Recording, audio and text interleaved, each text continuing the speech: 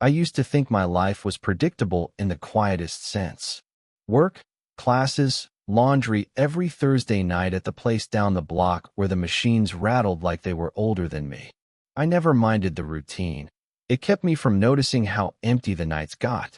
Still, sometimes I'd catch myself typing out a message I had no one to send to, thumb hovering over the glowing screen, then erasing it before it could sit in drafts. That's how she first came into the picture. Not with fanfare, not with anything you'd call fate. Just she was there. The laundromat was half empty that night, humming with the low spin of dryers. I was pulling socks out of the metal drum when I noticed her at the change machine. She didn't look like she belonged in that fluorescent light.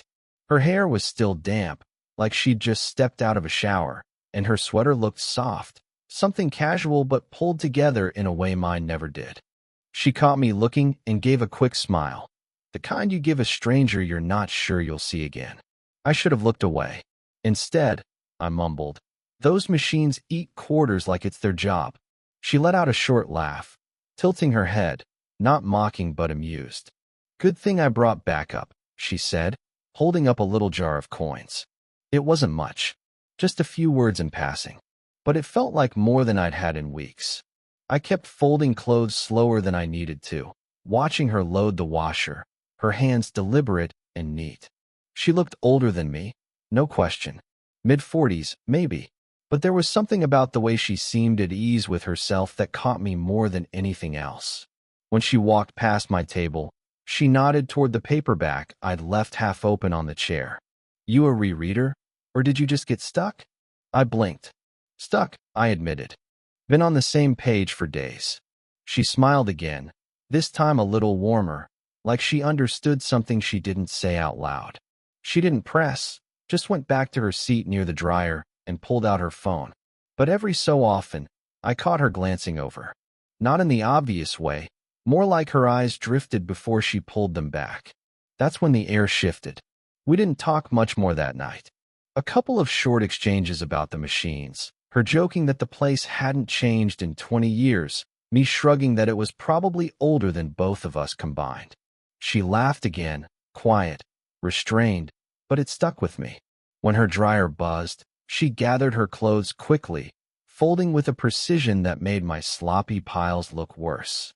I noticed her hands, a thin silver ring on her middle finger, nails unpainted. Something about how carefully she moved made me glance down at my own hands, fidgeting with the corner of a napkin I'd picked up earlier. I realized I was folding it into a square, unfolding it, then folding it again. She left before I could think of anything else to say. Just a wave, small, polite. Nothing promised. Nothing left hanging. But when I walked back to my apartment later, laundry bag heavy on my shoulder, my phone buzzed. An unknown number. "You forgot your book. Apartment across the hall. Knock if you want it back." I stared at the screen longer than I should have, thumb hovering like it had 100 nights before. Only this time, the message was real, and I didn't know whether to knock or let the night keep its silence. I almost didn't knock. I must have stood in the hallway for a full minute, holding the book in one hand, the other curled uselessly at my side. Her door was just a few feet from mine, close enough to hear the muffled hum of her TV, faint music drifting between the cracks. Close enough to feel like I'd already crossed some invisible line by just standing there. When I finally raised my knuckles, the door opened quicker than I expected, like she'd been waiting. "Thought you might leave me hanging," she said, holding her phone loosely in one hand. She wore a plain t-shirt, no makeup, hair still a little damp. For some reason, that felt more intimate than if she'd been dressed up. Inside, her apartment looked lived in. Not messy, just full. Books stacked in corners, a sweater draped across the arm of a chair, a half-empty mug on the counter. I felt younger just stepping in, like my own bare apartment down the hall wasn't really a place yet, just a stopover. She set the mug aside and poured me tea without asking. Mint, I think. Steam curled between us as I sat at the edge of the couch. "You're in school, right?" she asked, settling opposite me, tucking one leg under the other. "Trying to be," I said, tracing the rim of the mug. "Some days it feels like I'm just paying rent for a seat I barely use. That got a smile, but not a condescending one. I remember that feeling, she said softly. Except mine was paying rent in a house I knew I'd have to leave. I glanced up. She didn't look at me right away, just at the mug in her hands. Then, divorce papers. 10 years ago now. Still feels like yesterday some nights. Her tone wasn't heavy, but it landed in the room. I didn't know what to say, so I didn't say anything. Just let the silence stretch, the clock ticking somewhere behind us. She finally looked over and added, almost like a joke, didn't expect the laundry kid to get my life story. I laughed too quickly. Didn't expect my neighbor to have my number. That made her tilt her head, eyes narrowing just enough to feel like she was reading something in me. You're younger than I thought, she said.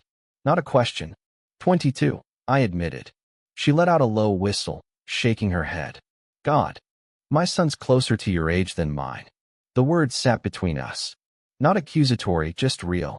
And I felt the heat rise in my neck. Not shame exactly, but awareness. Like she'd drawn the line for both of us, clear and firm. We talked about easier things after that. The awful laundry machines, the landlord who never fixed anything on time, the best takeout spots nearby.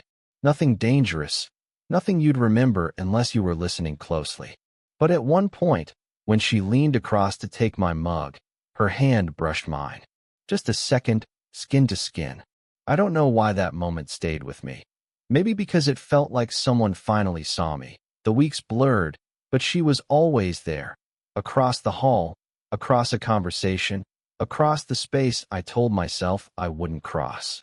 Some nights I'd hear her keys in the door and pause mid-step, waiting, listening. Other times, I'd find excuses, bringing up a noise complaint that didn't exist, or borrowing sugar when I still had half a bag. She let me in, every time, though she never said why. One night, it was late.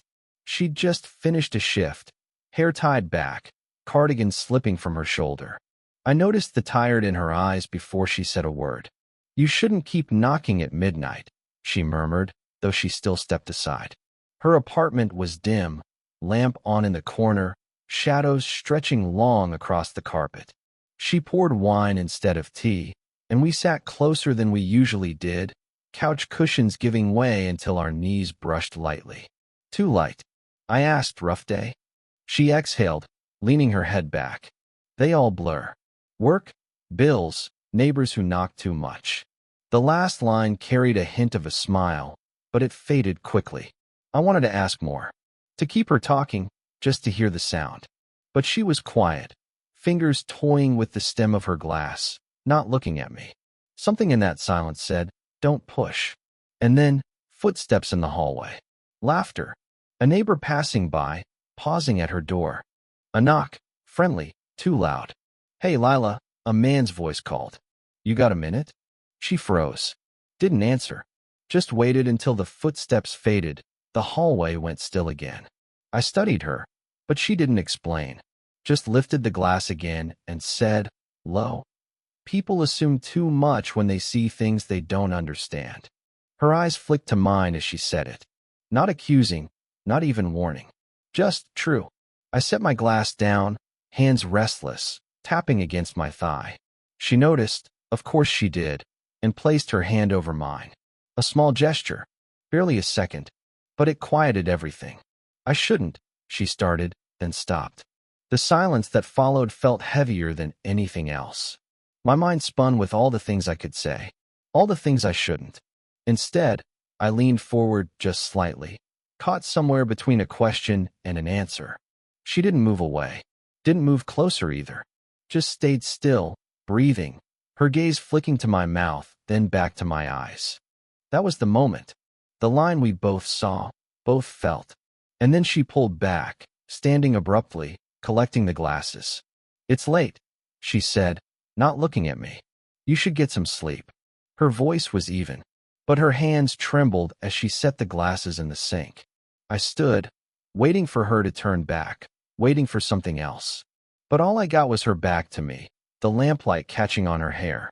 So I left, and the whole walk back to my door, I couldn't stop thinking. How close silence had come to breaking. It was raining that night. Not a storm, just steady, patient rain that left the sidewalks slick and the air heavy. I found her outside, standing under the awning by the mailboxes, arms folded, eyes unfocused. "Forgot your umbrella?" I asked, shifting my bag higher on my shoulder. She smiled faintly. "Didn't think I'd need one." Miscalculated. We ended up walking anyway, sharing the small cover of my jacket, shoulders pressed awkwardly close. The street lamps glowed against the wet pavement, and neither of us spoke much. Just the rhythm of rain, footsteps, and a tension that pressed in quieter than silence. At the park, we sat on a damp bench, the smell of wet grass rising around us. She brushed her hair back, strands clinging to her cheek. I wanted to reach out, but my hands stayed locked in my lap. "You're quiet tonight," she said finally. "So are you." Her laugh was soft, tired. "I'm always quiet. You just notice it more." That stuck. She wasn't wrong. I noticed everything. How she wrapped her cardigan tighter when the breeze picked up, how she tapped her thumb against her knee when she was thinking. Things no one else would remember. And maybe that was why it slipped out before I could stop myself. "I hate it when he knocks on your door." She turned to me, brows raised. I stared straight ahead, regretting it instantly. "Who?" "The guy from the other night." Hallway voice. Too familiar. She didn't answer at first. Just looked at me, long enough that I felt the heat rise in my face. Finally, she said, "He's just a neighbor. Nothing more." I nodded, but it didn't feel like enough. The words had already cracked something open. "You shouldn't care about that," she added, softer now. "Maybe I shouldn't," I admitted. My voice barely carried over the rain. Her hands stilled on her lap. "You're too young to be tangled up in someone else's regrets." I almost laughed. "Maybe you think too much about regrets." That made her fall silent. She looked down, then sideways at me, eyes searching. And in that quiet, something shifted. Like she was standing at the edge of something she couldn't name. "I shouldn't sit here with you," she whispered. But she didn't move. Her hand was on the bench between us, fingers relaxed but close. So close I could have reached across the inch of wood. The urge burned, but I stayed still, jaw tight, heart hammering against the rain's steady pulse. She turned toward me fully then, eyes lingering, lips parting like a confession was about to break free. But nothing came, just her gaze holding mine, heavy, unblinking. The question was there, unspoken, hanging in the damp air between us. What would happen if we stopped pretending this wasn't real? After that night on the bench, things shifted. Not dramatically, not in ways anyone else would notice. But the current changed. She didn't answer the door the next evening, or the one after. At first, I told myself she was busy, work, errands, tired. But her mailbox stayed stuffed, her lights dim more often than not. The hallway felt colder without her presence. A week passed before I finally caught her, arms full of groceries, keys jingling in the lock. She startled when she saw me waiting. "Hey," I said. Her smile was too quick, too practiced. "Hey." She didn't invite me in, just shifted the bag higher and added, "It's been a long week." I offered to help with the bags, but she shook her head, almost sharply. "I've got it." And just like that, the door was closed. I didn't stop thinking about the park. The rain, her hand on the bench, the way she'd looked at me like something had almost broken through. I replayed it until I started doubting if it had even happened the way I remembered. Maybe I'd imagined her leaning closer. Maybe I'd imagined the pause before she said she shouldn't be there. By the third week, I gave up knocking. I buried myself in routine, lectures, work shifts, laundry. My phone sat heavy in my pocket, her number glowing each time I scrolled past it. Messages started and deleted. One night, though, the silence cracked. I heard her voice through the wall. Faint, muffled, laughing. A man's voice answering. Not the neighbor from before. This one was younger, lighter. I froze, ear pressed against the cool paint, hating myself for listening. The laughter faded. A door clicked. Silence returned. The next morning, her apartment was quiet again. Mail piling up. Curtains drawn. I couldn't ask. Didn't have the right. But the question clawed anyway. Was I someone she let in for a season? A distraction she regretted the second it started to mean something? The last time I saw her, at least for a while, was in the stairwell. She was on her phone, whispering, her face turned away. I caught a fragment. He's too young. I can't do this again. She saw me then, eyes widening like I wasn't supposed to hear. She ended the call quickly, shoved the phone in her pocket, forced a smile that didn't reach her eyes. "Morning," she said. I nodded. Couldn't trust myself to answer. We passed each other on the narrow steps, her shoulder brushing mine. She didn't look back. Neither did I. That night, I typed a message. Did I do something wrong? The screen glowed back at me, waiting. My thumb hovered, then dropped away. I didn't feel heartbroken. I felt paused, like life forgot to finish the sentence. The message stayed unsent, and her door stayed closed. That IT happened on an ordinary Tuesday. No rain, no excuses. Just the sound of her knocking once, soft, almost hesitant, on my door. When I opened it, she stood there in a cardigan and worn jeans, grocery bag dangling from her hand like she'd forgotten she was holding it. Her face looked tired, but not in the way that sleep could fix. "Do you have a minute?" she asked. I stepped aside. She walked in like someone half afraid I'd turn her away. In the kitchen, she set the bag on the counter, but didn't unpack it. Just pressed her palms flat against the surface, shoulders hunched. "I've been avoiding you," she said finally. No preamble, no excuses. I leaned against the doorway, arms crossed, heart already too loud. I noticed. She let out a shaky laugh. "It wasn't fair. To you. To me. I keep thinking, if we keep sitting on benches in the rain, drinking tea at midnight, sooner or later we'll cross a line I don't know how to come back from." Her voice caught on the last words. She still wasn't looking at me. "I don't want to be a mistake you make in your 20s, she added, quieter now. I pushed off the doorframe, stepped closer, but kept enough space between us that she didn't have to move. "What if it doesn't feel like a mistake to me?" She closed her eyes, pressing her fingertips harder into the counter. For a moment, I thought she wouldn't answer. Then, "You don't see the weight yet. You will. Age, history, kids, divorce papers. I carry more than I should hand anyone else." I wanted to argue, to tell her I'd thought of nothing but the quiet moments between us, that the weight didn't scare me. But the words jammed in my throat. So instead, I stepped to the counter, close enough now that the space between us wasn't theoretical anymore. My hand rested on the edge, a few inches from hers. "I know you've got all that," I said. "And I know I don't. But I keep showing up anyway." That made her look up. Really look. Her eyes flicked over my face like she was memorizing it, or maybe testing it for cracks. "You shouldn't say things like that," she whispered. "Why not?" Silence stretched. The hum of the fridge filled the room. I thought she'd walk out. Instead, she reached over and placed her hand on mine. Just that. No kiss, no collapse, no confession dressed as poetry. Just warm skin against mine, steady, grounding. I didn't move, didn't speak, just let it be what it was. She smiled then. Small, fragile, but real. "Okay," she said. That was it. No promises, no declarations, just a word. But it felt like the most honest one we'd shared. Time didn't change everything at once. It never does. But slowly, the silence between us stopped feeling dangerous. It started feeling ordinary, safe. We still lived across the hall, still passed each other on the stairs, still shared the occasional late-night tea when neither of us could sleep. But there was less hesitation now. She didn't apologize for answering the door in a t-shirt, and I didn't fumble excuses for knocking. It wasn't dramatic. No sudden confessions, no fireworks.